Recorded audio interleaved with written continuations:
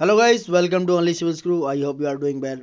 तो देखो गाइस, ये विजन है अगस्त मंथ का। विजन जो मंथली मैगजीन है उसको हम समराइज कर रहे हैं आपके अपने पॉइंट ऑफ व्यू से, जो 2021 का मेंस होने वाला है दोस्तों। सॉरी, 2021 और उसके बाद 2022 का जो प्रीलिम्स है, उन दोनों के लिए वेरी वेरी इंपॉर्टेंट। तो आप एक एक चीज़ को देखते हुए चल दिए और एक एक पॉइंट को अच्छे से नोट करते हुए चलिएगा दोस्तों, जिससे क्या है सारा चैप्टर जितना भी आपका कवर होता चलेगा। हम बात कर रहे हैं आईआर में इंडो श्रीलंका रिलेशंस की। ये आईआर वाला पार्ट चला है, इससे पहले 2-3-4 वीडियो हम इस पर कंप्लीट कर चुके हैं। देखो रिसेंटली न्यूज़ में क्यों रहा, क्योंकि श्रीलंका ने दोस्तों एक नया डिफरेंट रोड मैप तैयार किया है। मतलब एक बात करें तो रिपेयर किया है खुद को इंडिया के साथ में। क्योंकि अभी फिलहाल देखा होगा आपने कि जो इंडिया की पॉलिसी है श्रीलंका के लिए, या श्रीलंका की पॉलिसी है इंडिया के लिए, उसमें थोड़ा चेंज आया है। श्रीलंका थोड़ा सा चाइना की तरफ बाइस हुआ है। क्यों हुआ है, इन सब पे हम चर्चा करेंगे। ऐसा क्यों हुआ है, क्या क्या रीजंस हैं, क्या डर है, क्या प्यार है, क्या मोहब्बत है, हम सारी चीज़ें आपको बता देंगे आज। ठीक है, तो देखिए रीजन क्या है। न्यूज़ आप देख सकते हो, लेकिन देखते रहिएगा दोस्तों कि जो न्यूज़ वगैरह आप देखते हो ना, उसको ज़रा माइंड में रखिए, क्योंकि ये आईआर का पार्ट है। तो ये हमारे किसका, ये जो इंडियन ओशियन है उसका पार्ट है, श्रीलंका और चाइना। तो ये काफ़ी न्यूज़ में ऐसा होता है। और आईआर में एक क्वेश्चन कहीं ना कहीं पूछा जाता है जो रिसेंटली न्यूज़ में है, तो श्रीलंका से भी क्वेश्चन बन सकता है कि भैया व्हाट इज द चैलेंजेस, या व्हाट इज द मेजरमेंट, या what is the significance of Indo Sri Lanka relation, and what is the main significance of China. तो ये सारे क्वेश्चन जो है अराइज हो सकते हैं दोस्तों। तो स्टार्ट करते हैं। देखो चैलेंजेस क्या हैं इंडिया श्रीलंका रिलेशनशिप के। सबसे पहले तो ये समझो कि चैलेंज क्या क्या है। मेंस के पर्सपेक्टिव से ये क्वेश्चन है, प्रीलिम्स की जहाँ बात आएगी हम आपको मैप्स के थ्रू वो चीज़ें क्लियर करते हुए बताते चलेंगे। देखो सबसे पहली बात क्या है, श्रीलंका जो है चाइनीज कार्ड प्ले कर रहा है। अब वो कैसे कर रहा है, क्यों कर रहा है, वो हम बाद में बताएंगे। क्योंकि चाइना ने अपना बहुत सारा इन्वेस्टमेंट श्रीलंका में किया हुआ है। इस समय क्या हुआ था कि वे जो गवर्नमेंट है श्रीलंका में, they have tried to leverage China as a counterweight to India.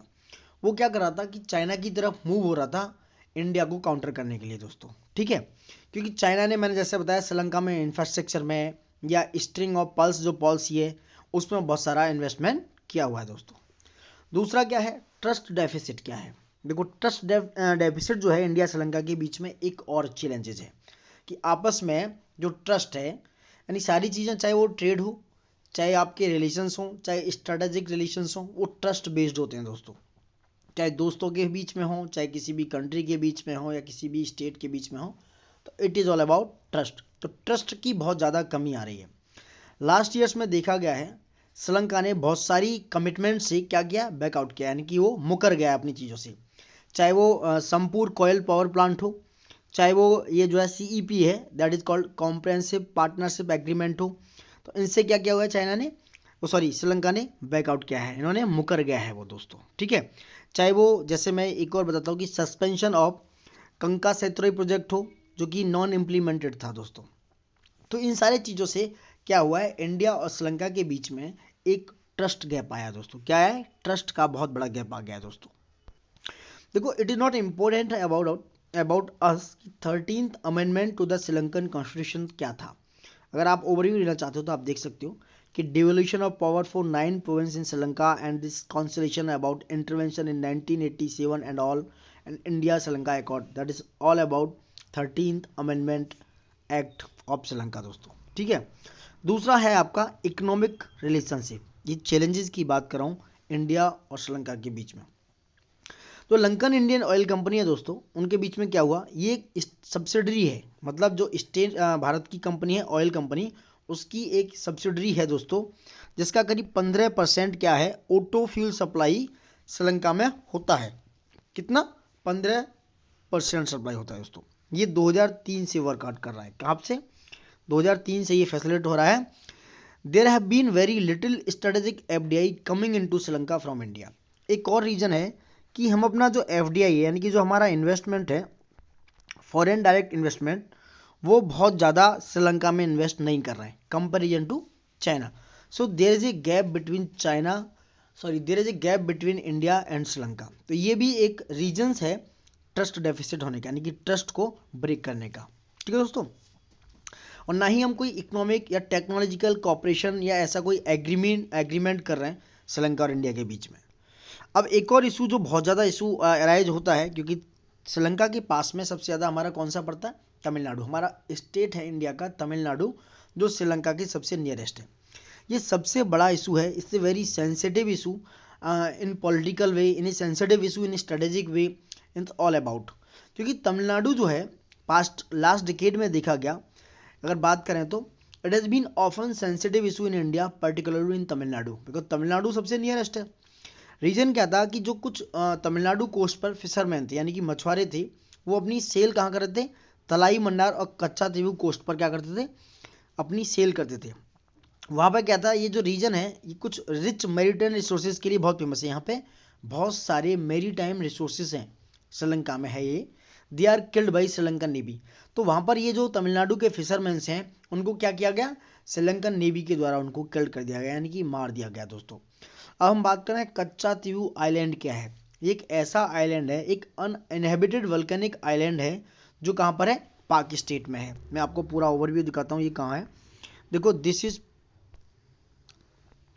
कच्चा तीवू आइलैंड दोस्तों, ये पाक स्टेट है, ये जाफना जो है श्रीलंका का पार्ट है, और ये रामेश्वरम ये इंडिया का पार्ट है, ये तमिलनाडु है दोस्तों आपका। ये जो तमिलनाडु स्टेट है ये वाला, ये जो है लाइन दिख रही है, तो ये जो कच्चा तीवू है पाक स्टेट में है, रामेश्वरम में है। कहाँ पर, इधर ये कच्चा तीवू दिख रहा है आपको, ठीक है। आई होप आप समझ गए होंगे दोस्तों। तमिलनाडु है ये पूरा, पडुक्कल है ये पूरा, देख रहे हो ये तमिलनाडु का मैप है दोस्तों। ये शिवगंगा, ये डिस्ट्रिक्ट्स हैं, ये पूरा तमिलनाडु है, सॉरी ये वाला नहीं है, ये पूरा ही तमिलनाडु है। जो देखो ये पूरा ही तमिलनाडु है, ठीक है। तो कच्चा द्वीप जो आइलैंड है, मैंने बताया अनहेबिटेड है। अब बात करें 1974 की दोस्तों, 74 की बात करें, अभी ये देखेंगे रिस्टोर कैसे करना है मैप, अभी देखते हैं। 74 की बात करें तो island was ceded to Sri Lanka, इसको किसको, श्रीलंका ने सीड कर लिया, यानी श्रीलंका के पास ये आइलैंड पहुंच गया एक एग्रीमेंट के थ्रू। हमारे दोनों कंट्रीज के बीच एग्रीमेंट हुआ और श्रीलंका को ये आइलैंड 1974 में दे दिया गया। और एग्रीमेंट अलाउ करता था, ये एग्रीमेंट में ये एक्सेस था कि भैया इंडियन जो फिशरमैन है they can access to Kachchatheevu for rest, for drying of नेस्ट and for the annual saint Anthony's festival. उन्होंने हुआ क्या, उनका कहना क्या था इस एग्रीमेंट के बाद कि जो कच्चा तीवू आइलैंड है वहाँ पर हमारे इंडियन फिशरमैन, यानी कि तमिलनाडु के अगर फिशरमैन जाते हैं, इवन इंडियन फिशरमैन जाते हैं, तो वो क्या कर सकते हैं, वहाँ पर अपना जाल बिछा सकते हैं और वहाँ पर एनुअली जो फंक्शन होता है सेंट एंथनी फेस्टिवल में क्या कर सकते हैं, पार्टिसिपेट कर सकते हैं। But it did not ensure the traditional fishing right, उसने जो है ट्रेडिशनल फिशिंग राइट को इंश्योर नहीं किया, बट वो एक्सेस कर सकते थे कच्चा तीवू आइलैंड पर दोस्तों, ठीक है। तो ये एग्रीमेंट हुआ 1974 में इंडिया और श्रीलंका के बीच में। तो there is a big issue between the India and Sri Lanka, किसके अकॉर्डिंग, कच्चा तीवू आइलैंड पे। बिल्कुल तमिलनाडु से बहुत सारे जो फिशरमैन गए और वहां पर श्रीलंका नेवी ने उनको क्या कर दिया, किल्ड कर दिया। So there is a different issue, there is a issue also, ठीक है। अब रिसेंटली देखा जाए दोस्तों, ये मैं कच्चा तीवू बता दिया, अब एक रोड में श्रीलंका चाइना रिलेशन में बाद में बताऊंगा। रिसेंट स्कैरमाइसिस देखो इंडिया श्रीलंका रिलेशंस की क्या है, अभी रिसेंटली क्या क्या प्रॉब्लम्स आई हैं। देखो श्रीलंका ने ईस्ट कंटेनर टर्मिनल प्रोजेक्ट को स्क्रैप कर दिया है, यानी कि खत्म कर दिया। उन्होंने कहा कि भैया आप ईस्ट कंटेनर टर्मिनल जो प्रोजेक्ट है उस पर आप काम नहीं करेंगे। उन्होंने प्रॉमिस किया था, क्योंकि लीज पर दे रखा था, ये एक प्रॉमिस किया, एक एग्रीमेंट किया था कि 51% जो है ईसीटी में, ईसीटी बोले तो ईस्ट कंटेनर टर्मिनल जो है उसमें 51% साझेदारी इंडिया का है और बाकी का कौन है, Sri Lankan government abruptly reversed course, बाकी 49% श्रीलंका उसको कवर करने वाला था। बट इस डील से भी श्रीलंका पीछे हट गया। उन्होंने कहा कि over 70% of the transshipment business in the terminal is link to India, 70% terminal हमारे इंडिया से रिलेटेड था, इसलिए इंडिया इस पर 51% पैसा लगा रहा था, ठीक है। ये भी एक जियो स्ट्रेटेजिक इंटरेस्ट है इंडिया का, जिससे उन्होंने पैसा लगाया, जो प्रॉक्सिमिटी था कोलंबो पोर्ट सिटी के बाद में। अब now it is being developed by the Chinese. इस समय क्या है, श्रीलंका ने ये इंडिया से लेकर चाइना को दे दिया, अब इसको कौन डेवलप करने वाला है, चाइना डेवलप करने वाला है। तो ये भी एक बहुत रिसेंटली इशू है इंडिया श्रीलंका के रिलेशन में। दूसरा है जाफना हाइब्रिड एनर्जी प्रोजेक्ट। ये क्या है, यहाँ पे चाइनीज कंपनी उसको अवॉर्डेड किया गया, कॉन्ट्रैक्ट दिया गया इस रिन्यूएबल एनर्जी को आप देख सकते हो, जो कि तमिलनाडु कोस्ट के नियर बाई है, नैना ताबू, डेलप्टा में, एलाइटिव आइलैंड्स वगैरह में। सो ये भी है। Jaffna hybrid energy project is also a big issue, क्योंकि यहाँ पर चाइनीज कंपनी क्या है, इन्वॉल्वमेंट हो रखा है। और इकोनॉमिक कॉपरेशन का भी इशू है। फरवरी 2021 की बात करें, India refuse to extend the term of इस currency swap agreement with Sri Lanka and now quoting concerns about Sri Lanka's economic climate. तो आप देख सकते हो कि इशू कहाँ कहाँ है। Scrapping the east container terminal, Jaffna hybrid energy project, issue in economic cooperation, because India ने रिफ्यूज किया था कि जो करेंसी स्वैपिंग है उसको हम एक्सटेंड नहीं कर रहे हैं श्रीलंका के साथ। सो कंसर्न ये था कि श्रीलंका के बारे में इकोनॉमिक क्लाइमेट है वहाँ पर, quoting concerns about Sri Lankan economic climate. So there is a big issue between India and Sri Lanka, इससे रिसेंटली इशू। तो आप अपने आंसर में, मेंस के आंसर में कोट कर सकते हो दोस्तों, ठीक है। क्या क्या इशू हैं, क्या क्या चैलेंजेस हैं, पहले भी मैंने बताए हैं, और ये रिसेंट इशूज हैं। अब देखते हैं श्रीलंका और चाइना का रिलेशन बहुत अच्छे फैक्टर्स पे क्यों जा रहा है, क्या हो रहा है ऐसा। सबसे बड़ी बात है कि श्रीलंका के पास चाइना का कर्जा है, मतलब चाइना की सबसे बड़ी पॉलिसी है कि वो डेब्ट ट्रैप पॉलिसी में किसी भी देश को फंसा लेता है, यानी वो विक्टिम बना देता है।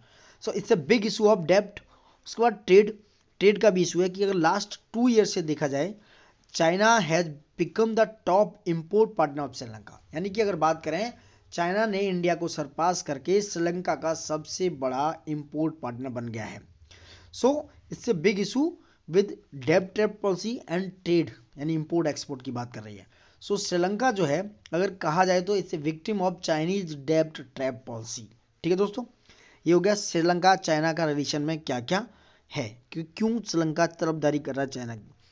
पैसे ले लोगे भैया तो फंसना तो पड़ेगा ही।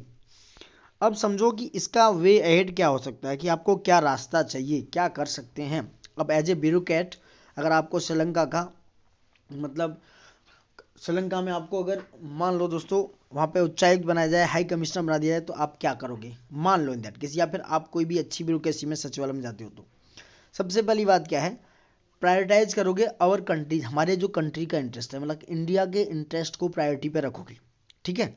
सबसे पहली बात है, हमारा जो डिफेंस स्पेयर है उसको प्रायोरिटी दी जाएगी, कि हम क्या चाहते हैं उसको कंसीडर किया जाएगा।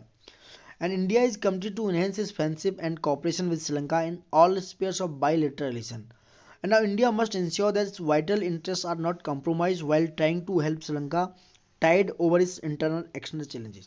तो सबसे पहली बात कि अपने ही कंट्री को, हमारे कंट्री का जो इंटरेस्ट है उसको प्रायोरिटी दी जाएगी, दैट्स ऑल अबाउट। दूसरा, हमारी जो स्ट्रेंथ है इकोनॉमिक रिलेशन का चाइना को काउंटर करने के लिए, उसको बढ़ाना पड़ेगा। Increase your strength of economic relation to counter China. किसी भी देश को अगर आप दबा सकते हो दो तरीके से, आपके पास बहुत पैसा है, आपकी इकोनॉमी बहुत अच्छी है, तो आप उसको कैसे भी क्या कर सकते हो, ओवरराइड कर सकते हो, काउंटर कर सकते हो। ये कह रहे हैं कि भैया आपको चाइना और इंडिया के बीच में बोनहोमी के बावजूद 2020 में श्रीलंका का जो एक्सपोर्ट था चाइना के साथ करीब 2.3% क्या था, टोटल था एक्सपोर्ट का। और अभी क्या है, ये इंडिया का 6.1% था, बट इंडिया ने, चाइना ने इंडिया को क्या किया, इस समय क्या कर दिया, काउंटर कर दिया, ओवरराइड कर दिया है। यानी अब जो है श्रीलंका का जो है एक्सपोर्ट इंपोर्ट चाइना के साथ ज़्यादा है दोस्तों, ठीक है। इसके पीछे रीजन भी है कि बहुत सारे जो प्रोडक्ट हैं they can enter India tariff free thanks to their FTA, जो फ्री ट्रेड एग्रीमेंट है, लाइक आसियान के दोनों मेंबर्स हैं, इसके बीच में भी इसलिए फ्री ट्रेड एग्रीमेंट हो रखा है, और बिमस्टेक के भी दोनों मेंबर हैं, तो इसलिए एक फ्री ट्रेड एग्रीमेंट के थ्रू इंडिया टैरिफ फ्री बहुत सारे प्रोडक्ट जो हैं श्रीलंका के टैरिफ फ्री आते हैं, यानी कि उन पर टैरिफ नहीं लगता है because of free trade agreement के। तो अपना जो स्ट्रेंथ है इकोनॉमिक रिलेशंस में, इकोनॉमिकली श्रीलंका के साथ हमें स्ट्रॉन्ग करना पड़ेगा, ठीक है। उसके बाद deepen people to people contact, ये सबसे बड़ी बात है कि हमें बहुत थॉट के साथ, गहराई के साथ पीपल टू पीपल कॉन्टैक्ट बनाना पड़ेगा। यानी कि अगर आपको किसी को एड्रेस करना है, आपको किसी को डिफाइन करना है, तो they have friction between both the countries and to deepen people to people contact and relation for better understanding between the two countries. तो deepen people to people contacts, ये हमारे लिए बहुत अच्छा साबित हो सकता है। और reciprocating the recent initiative, reciprocate करो जो रिसेंट इनिशिएटिव ले रहे हो भैया। इंडिया ने हमेशा प्रैक्टिस किया कि नेबरहुड फर्स्ट पॉलिसी की तरफ देखा है। पहले इंडिया की एक्ट ईस्ट पॉलिसी की थी, अभी भी एक्ट ईस्ट पॉलिसी चालू होता है, वहीं नेबरहुड फर्स्ट पॉलिसी भी इंडिया का क्या है, हमेशा से प्रैक्टिस में रहा है दोस्तों। Because there are need of our two neighbours, ये सबसे बड़ी बात है कि अपने पड़ोसियों को सबसे पहले देखो, उनकी तरफ सबसे ज़्यादा ध्यान दो। मार्च 2021 में एक क्रूशल वोटिंग हुई थी श्रीलंका राइट के लिए। तो वहाँ क्या था, United national human right council Geneva में हुई थी, उसमें रिकॉर्ड किया गया था मार्च 2021 में। तो India in March 2021 abstain from a crucial vote on Sri Lanka right record to the, देख सकते हो यूएनएचआरसी का जो कमीशन था जेनेवा में। तो ये क्या था, इसे constitution of similar approach would help India eliciting goodwill gesture from Sri Lanka. तो इस तरह आप सपोर्ट करोगे कहीं भी अपने पड़ोसियों को, तो क्या होगा, हमारे साथ रिलेशन अच्छे बिल्डअप होंगे दोस्तों।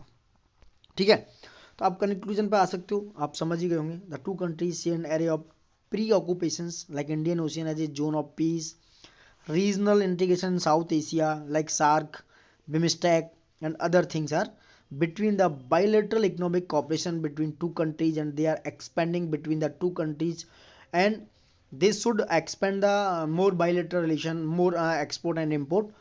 So you can see the relation between India and Sri Lanka. So now completed about it.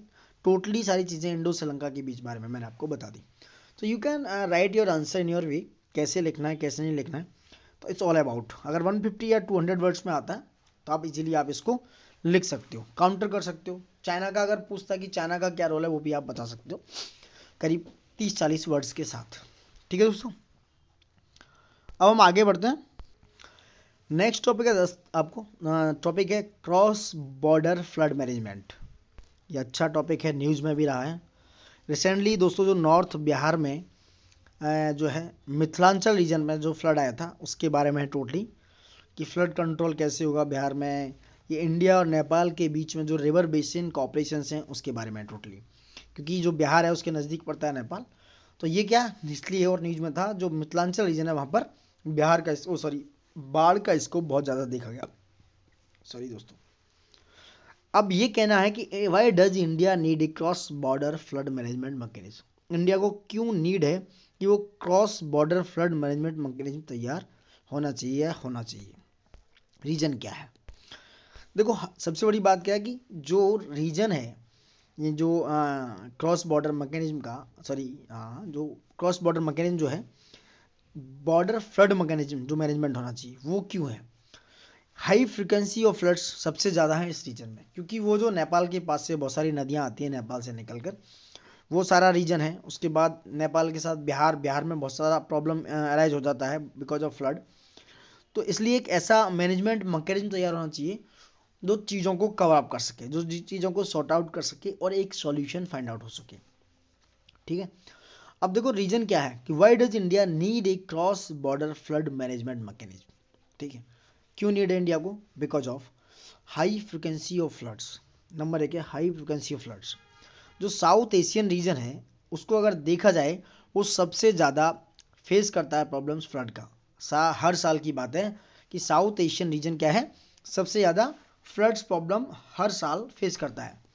क्योंकि रीजन क्या है फ्लड आने का, कि चेंज ऑफ सीजन है, वेरिएशन है किसमें, मौसम में, वेदर का जो वेरिएशन है, रिवर फ्लोज का वेरिएशन है। तो रिवर कहाँ कैसे किस तरीके से बहती हैं तो आपको नहीं पता है, इससे नेचुरल कॉज। देखा जाए तो फ्रिक्वेंटली जो फ्लड देखा गया in the Kosi region are a major point discussion between India and Nepal. अभी रिसेंटली बात तो हम इसी बात की कर रहे हैं कि जो रिसेंटली मिथिलांचल रीजन में जो फ्लड आया, कोसी रीजन में जो फ्लड आया उसकी बात कर रहे हैं, because it's a discussion between India और नेपाल। ठीक है, अब रीजन क्या है, ये आता क्यों है, क्योंकि सबसे बड़ी बात ये भी है हमारे लिए मैनेजमेंट करने का, फ्लड मैनेजमेंट करने की, बॉर्डर के आसपास हो या बॉर्डर के बाहर हो। देखो लार्ज डिपेंडेंसी है हमारी रिवर्स पर, ये सबसे बड़ा कॉज है, इसलिए भी हमें एक नीड है, क्योंकि 80% जो पॉपुलेशन है इंडिया का, they are dependent on 14 major rivers for food and livelihood. वो उनके एग्रीकल्चर के लिए दोस्तों वो सारा पानी क्या है, नदियों पर डिपेंड है। करीब 14 नदियों पर 80% पॉपुलेशन क्या है, डिपेंड करती है। और बहुत सारे इकोसिस्टम हैं, बहुत सारे ड्रास्टिक इम्पैक्ट हैं एग्रीकल्चर सेक्टर के, you can see that. Next है कि flood control mechanism needs an integrated approach. ये भी होना चाहिए, यानी कि आपको क्या है, अगर आप डेवलपमेंट कर रहे हो किसी भी रिवर में, यानी कि development in any of the river, they are sharing state directly impact on the countries sharing the river ecosystem. तो आपको क्या है उस रिवर सिस्टम पे डायरेक्टली इम्पैक्ट देख रहे हो तो वो मिलजुल कर करना चाहिए। एक ऐसा इंटीग्रेटेड अप्रोच तैयार होना चाहिए कि वो अच्छे से प्रॉपर काम कर सके। जैसे एग्जांपल लें कि कि infrastructure developments on Brahmaputra in China they impact both India and Bangladesh. तो ये जो ब्रह्मपुत्रा नदी पर चाइना जो ब्रिज बना रहा है या चाइना जो डैम बना रहा है या जो भी इंफ्रास्ट्रक्चर कर रहा है, तो ये क्या है, इसका इम्पैक्ट इंडिया और बांग्लादेश दोनों पर देखा जा सकता है। कि मान लो चाइना ने डैम बनाया और बहुत सारा पानी स्टोर कर लिया वहाँ पर, कहाँ पर, ब्रह्मपुत्रा नदी का पानी स्टोर कर लिया। मान लो बारिश ज़्यादा हो गई या नेचुरल कॉज या प्रेसिपिटेशन या वगैरह वगैरह कोई भी ऐसा कॉज आ गया जिससे वो डैम आउटफ्लो हो गया, फूट गया, तो क्या होगा, तो नीचे जो पानी आएगा इंडिया और बांग्लादेश में, वहाँ पे बहुत वाइड एरिया में क्या होगा, फ्लडिंग हो जाएगी, बहुत ज़्यादा बाढ़ आ जाएगी, जिससे बहुत सारा नेचुरल कॉज होगा, ऊपर से ह्यूमन कॉज होगा, सोशल इकोनॉमिक बहुत सारे लॉसेज वहाँ पर स्टार्ट हो जाएंगे। तो ये एक इंटीग्रेटेड मैकेनिज्म बनना चाहिए, बहुत एक डिफरेंट अप्रोच के साथ, जिससे आप कोई भी इंफ्रास्ट्रक्चर डेवलप कर रहे हैं तो किसी भी कंट्री पे या किसी भी स्टेट पे या किसी भी ह्यूमन बींग्स पे या किसी भी पर्टिकुलर नेचुरल बींग्स पे भी कोई भी इम्पैक्ट नहीं पड़ना चाहिए दोस्तों, ठीक है। Region is highly vulnerable in nature. अब रीजन भी है क्योंकि वो बहुत ज़्यादा नेचुरल एक तरीके से, क्योंकि नेचुरलिटी बहुत ज़्यादा है। सबसे बड़ी बात है कि डिपेंडेंस जो है, निर्भरता रिवर नदियों पर है, क्योंकि इस रीजन में क्या है, पॉवर्टी जो है बहुत ज़्यादा है, पॉवर्टी गरीबी है एंड फ्रेजाइल नेचर है। इकोनॉमिक रीजन क्या है कि इकोनॉमी की बहुत ज़्यादा फ्रेजाइल है, बहुत ज़्यादा है, जो इकोनॉमिक नेचर है बहुत ज़्यादा फ्रेजाइल है nature. They have make hazards such as flood even more destructive in nature. So region is highly vulnerable in nature. There is a different cause. दूसरा है emerging threats like climate change. आप देख सकते हो climate change का जो effect है, जैसे कि ग्लोबल वार्मिंग की वजह से, ग्लोबलाइजेशन की वजह से दोस्तों सी लेवल राइज हो रहा है, ग्लेशियर्स मेल्ट हो रहे हैं, they could drive change in the river ecosystem and they can mitigate demands regional cooperation. तो सी लेवल राइज होगा तो क्या होगा, नदियों में पानी ज़्यादा आएगा, नदियों में पानी आएगा तो क्या होगा, फ्लड बहुत ज़्यादा हो सकता है, फ्लड बहुत ज़्यादा आ सकता है। So emerging threats like climate change, so you can add on, you can comparison between the things like rise level हो रहा है सी में, या जो ग्लेशियर्स पिघल रहे हैं, मेल्ट हो रहे हैं। सो इकोसिस्टम में जो चेंजेस आ रहे हैं, नेचुरल जो चेंजेस आ रहे हैं, तो ये सारी चीज़ें क्या है, कंसिडरेबल है, ठीक है दोस्तों। अब देखो India's river water dispute and current mechanism of corporation क्या है, ये समझो। मैं थोड़ा छोटा कर दूं, ये है, देखो ये है चाइना, ये सब देख रहे हो, ये इंडस रिवर है, ये जो नदियां हैं, ये ब्यास, सतलज, करनाल, ये समझो। ये है नेपाल, नेपाल है, और ये है ये वाला रीजन बिहार, ये इंडिया है, ये बिहार वाला रीजन है, ये कोसी गंडक सब बिहार में बहती है। एक मिनट, ठीक है। ये करनाली नदी है इधर अगर आता है, तो गंडक इधर है, ये काठमांडू नेपाल का है। सुन कोसी नदी ये बिहार में आती है, ये दरगंगा, गंडक ये पटना में, ये पटना कैपिटल है, ये टोटल बिहार है, ये जो है, ठीक है। ये बहुत ज़्यादा क्या है, इम्पैक्टेड है। उसका नीचे हुगली नदी है, कोलकाता, और इधर ये क्या है, देखो नीचे ये है बे ऑफ बंगाल, ठीक है, ये बे ऑफ बंगाल है, ये माउथ ऑफ द गंगा है, ठीक है, और ये बांग्लादेश है, ये जो ये वाला पूरा ये जो दिख रहा है ना आपको, ठीक। तो ये समझ गए होंगे मैप पूरा। ये जो ब्रह्मपुत्र नदी है दोस्तों, ये यहाँ पे यारलुंग जांगबो सांगपो नाम से कहा जाता है। ये कौन सी ब्रह्मपुत्र नदी आ रही है दोस्तों, ये लहासा के नीचे होकर ये यहाँ पर लोहित से मिल जाती है आकर, ठीक है। उसके बाद इधर से सुबनसिरी इसमें मिलती है, यहाँ पर ये ब्रह्मपुत्र होते हुए यहाँ इस तरीके से यहाँ आ जाती है, इसमें बे ऑफ बंगाल में, ठीक है। यहाँ पर लोहित मिलती है ऊपर, फिर ब्रह्मपुत्र, फिर यहाँ पर ये बराक नदी भी मिल जाती है नीचे आके, बराक नदी तो सारी नदियाँ मिल जाती हैं। एक बार नदियों पर अलग से बनाएंगे, ये ज्योग्राफी का पार्ट है, तो यहाँ पे ज़्यादा मैसी हो जाएगा, ठीक है। तो आप थोड़ा सा ओवरव्यू समझ लीजिए इसके बारे में। और बहुत सारी नदियाँ हैं, कौन कौन सी हैं आप देख सकते हो, बनास, चंबल, बेतवा, ये सारी नदियाँ, क्योंकि नदियों पे एक क्वेश्चन बनता है, कई बार आ जाता है, तो देख सकते हो। अब समझो कि मैकेनिज्म और कॉपरेशन क्या क्या है कंट्रीज के बीच में, ये डायरेक्ट समझो। सबसे पहले इंडिया और नेपाल के बीच में क्या मशीनरी, मैकेनिज्म का मतलब एक तरीके से क्या ऐसा है जो कंट्रोल कर सकता है, आपके पास कैसा मैकेनिज्म तैयार किया है। देखो कोसी ट्रीटी हुई थी 1954 में, 1954 में ये ट्रीटी हुई दोस्तों, किसके बीच में, embankment Nepal were establish and maintain, कि भैया जो नेपाल है दे वर एस्टेब्लिश एंड मेंटेन करेंगे क्या, इंडिया नेपाल रिलेशन को। और महाकाली ट्रीटी हुई थी, वो क्या करेगी, the sharing water of a river by the same name, तो उसी नाम से क्या करेगी, वो शेयर करेगी वाटर को, महाकाली ट्रीटी। और द कोसी ट्रीटी ऑफ 1954, ये दोनों किसमें, इंडिया और नेपाल के बीच में हुई, इंडिया और नेपाल के बीच में दोनों ट्रीटी हुई दोस्तों, ठीक है। उसके बाद हुई इंडिया और पाकिस्तान के बीच में इंडस वाटर ट्रीटी ऑफ 1960। उसने अलाउ किया कि 3 जो वेस्टर्न रिवर हैं, जो वेस्टर्न रिवर हैं इंडस, चिनाब और झेलम, उनका पानी तो जाएगा पाकिस्तान में। इस तरीके से ICJ कर सकते हो आप, इंडस, चिनाब और झेलम, ICJ कहाँ जाएगा, पाकिस्तान में जाएगा। और 3 जो है ईस्टर्न रिवर, ईस्ट की साइड में यानी कि पूर्वी साइड वाली रवियाँ, RBS रिवर जो थी, रवि, रावी, ब्यास और सतलज, ये पानी किसको मिलेगा, इंडिया को मिलेगा, ठीक है। तो वहाँ पे क्या हुआ, डिवाइडेशन हो गया Indo Indus water treaty of 1960 के अकॉर्डिंग दोस्तों, ठीक है। अब इंडो चाइना के बीच में क्या मैकेनिज्म तैयार हुआ, एक MOU साइन हुआ किसके बीच में, कि जो हाइड्रोलॉजिकल इंफॉर्मेशन है रिवर ब्रह्मपुत्रा पर, वो क्या करेंगे, हम एक दूसरे को शेयर करेंगे। यानी कोई भी वहाँ पर इंफ्रास्ट्रक्चर डेवलप कर रहे हैं तो ब्रह्मपुत्रा नदी के ऊपर हाइड्रोलॉजिकल तरीके से, तो हाइड्रोलॉजिकल इन्फॉर्मेशन हम क्या करेंगे, एक्सचेंज करेंगे।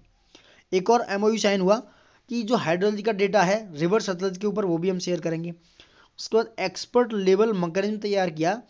क्यों किया, कि भैया आपस में डिस्कस करो, इंटरेक्ट करो और कॉपरेशन करो। अगर ऐसा हो रहा है कि provision of flood season they have hydrological data and emergency management के लिए एक एक्सपर्ट लेवल मैकेनिज्म तैयार किया गया इंडो और चाइना के बीच में दोस्तों, कि अगर फ्लड वगैरह ब्रह्मपुत्रा में या किसी भी नदी में आता है तो क्या होगा, एक एक्सपर्ट लेवल मैकेनिज्म डिस्कस करने के लिए, सारे तौर तरीकों को कॉपरेशन करने के लिए, या इमरजेंसी या हाइड्रोलॉजिकल डेटा पर एक बनाया गया एक्सपर्ट लेवल मैकेनिज्म, ठीक है। इंडिया बांग्लादेश के बीच में गंगा ट्रीटी हुई, आप देख सकते हो फरक्का बैराज के नियर है। उसके बाद transmission of flood forecasting data Ganga, Teesta, Brahmaputra, Barak वगैरह पे मानसून सेशन के लिए। उसके बाद भूटान और इंडिया के बीच में भी हो रखा है comprehensive scheme of establishment of, ये सब देख सकते हो आप, ये जॉइंट ग्रुप बनाया है फ्लड मैनेजमेंट के लिए। तो सारे जितने आसपास कंट्रीज हैं, नेबर कंट्रीज के बीच में क्या है, क्या हो रखा है सॉरी, एक तरीके का साइन, एक ट्रीटी हो रखी है सबके बीच में, जिससे क्या है, एक ऐसा मैकेनिज्म तैयार हो सके, एक ऐसा मैकेनिज्म तैयार हो जाए जिससे आपस में वो इंटीग्रेट कर सकें, आपस में अंडरस्टैंड हो सकें और आपस में कॉपरेशन के साथ कोई सॉल्यूशन फाइंड आउट कर सकें, ठीक है दोस्तों। अब करें why what are the major, एक मिनट, what are the major issue in cross border flood management. अब इशू क्या है, क्रॉस बॉर्डर फ्लड मैनेजमेंट के इशू क्या क्या हो सकते हैं। देखो, नंबर 1 सबसे बड़ी बात है कि एक दूसरे कंट्री जो है वो सारा डाटा ना, हाइड्रोलॉजिकल डेटा जो है शेयर नहीं करते। They have limited sharing sorry they share limited data of hydrological data, यानी कि वो लिमिटेड डेटा को क्या करते हैं, शेयर करते हैं। इससे बिग इशू, इस मेजर कॉज है कि वो सारा जो हाइड्रोलॉजिकल डेटा है उसको शेयर नहीं करते। लाइक साउथ एशियन स्टेट्स की बात करें, they have been sporadic in nature and remain contingent upon the status of their political relation हो। China stopped sharing hydrological data on the Brahmaputra because 73rd day Doklam stand of हुआ 2017 में। तो ये जब जो हाइड्रोलॉजिकल डेटा आप नहीं share करेंगे तो कोई भी इशू है क्रॉस बॉर्डर आपस में किसी दो देशों के बीच में, तो कैसे सॉर्ट आउट हो सकता है। So there is a big reason behind this कि जो डेटा है बहुत लिमिटेड शेयर होता है। दूसरा, इसिमेट्रिक कंट्रोल होता है between upper and lower riparian states पे, यानी कि बहुत असमान तरीके से होता है। आप देख सकते हो कि मतलब अपर रिपायरेशन पे क्या है, अपर जो पार्ट है, जो नदी है उसमें से अपर पार्ट पे कुछ अलग इशू है। जैसे चाइना ने देखा कि leverage over water flow as stick to win concession from downstream South Asian. जैसे कि अगर बात करें ब्रह्मपुत्र नदी पर, तो चाइना बहुत ज़्यादा एडवांटेज ले लेता है ब्रह्मपुत्र नदी के ऊपर वाले अपर वाले पार्ट पर, बहुत ज़्यादा पानी का यूज करना, बहुत ज़्यादा वहाँ पर इंफ्रास्ट्रक्चर करना, लाइक बहुत सारी चीज़ें कर लेना।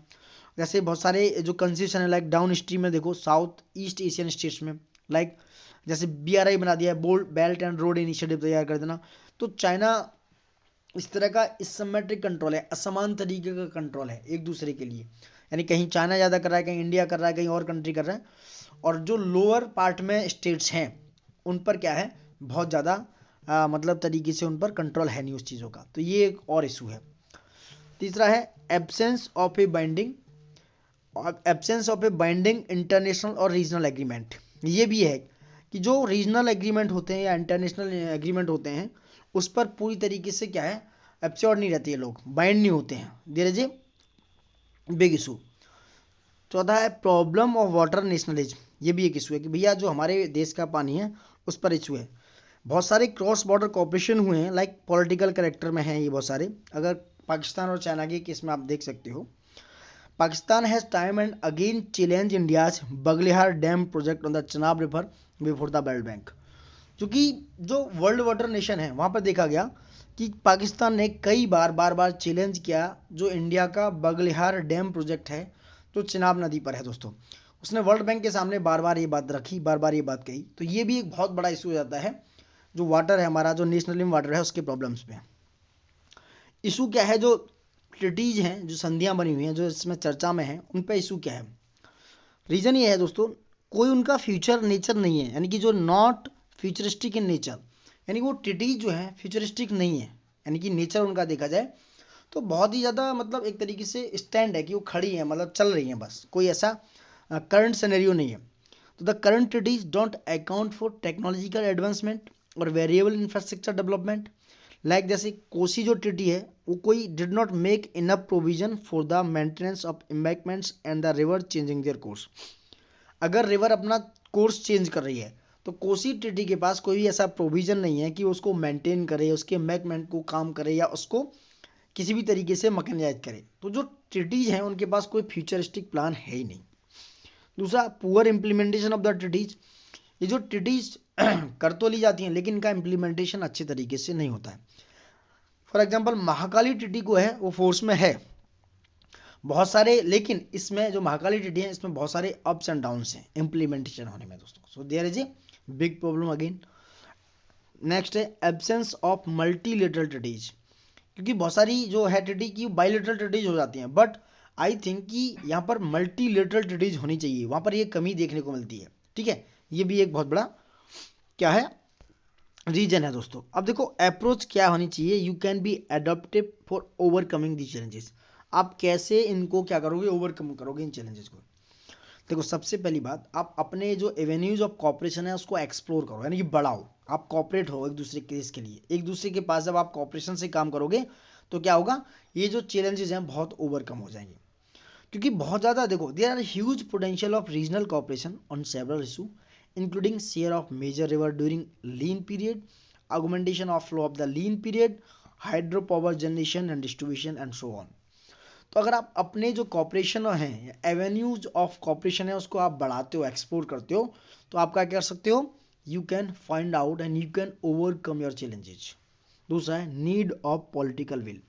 आपके पास एक पॉलिटिकल डिटर्मिनेशन होना चाहिए, यानी अगर एवरीडे जो है हमारी जो पॉलिसीज हैं, the concerns like water sharing usage often receives less attention, उनके पास बहुत ज़्यादा नहीं है कि पॉलिटिकल विल ऐसी नहीं कि उस पर काम हो, बहुत चर्चा में हो। जब कोई इशू अराइज होता है तभी इस तरह के सिनेरियो पर, बॉर्डर सिक्योरिटी पर, बॉर्डर कंसर्न्स पर बात होती है। ऐसे इशूज के लिए क्या चाहिए, this type of issue this need to be address from a place of a genuine community of interest and political will for river sharing which take a positive sum approach rather than a zero sum one. तो उसके लिए क्या एक बहुत positive approach चाहिए, आप उसको मतलब धीमे धीमे उन इशूज़ को, रिवर शेयरिंग के इशूज़ को एक दूसरे के साथ कॉपरेट करो, आगे बढ़ाओ, पॉलिटिकल तरीके से उसको रखो। जब कभी एमओयू होता है, बायलैटरल होते हैं, मल्टीलेटरल ट्रेडीज होती हैं, तो इस तरह की बातें नहीं होती हैं। दूसरा, recommendation of standing committee on flood management and international water treaties.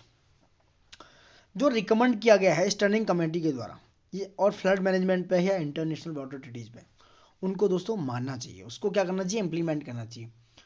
But actual में ऐसा होता नहीं है। कमेटी ने कोई रिकमेंड दी गवर्नमेंट को, they should take necessary diplomatic measure and renegotiate the treaty with Pakistan to address the impact of climate change on water availability on the Indus basin.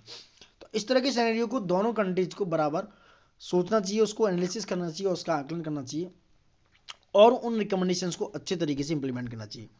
तो ये सारी चीज़ें हैं दोस्तों, monitoring Chinese actions of Brahmaputra river, ये सब देखो फर्दर जो है।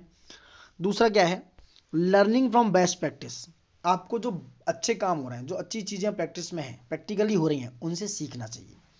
साउथ एशिया की बात करें, South Asia as a region has much to learn from the experience of international treaties and river basin organisations.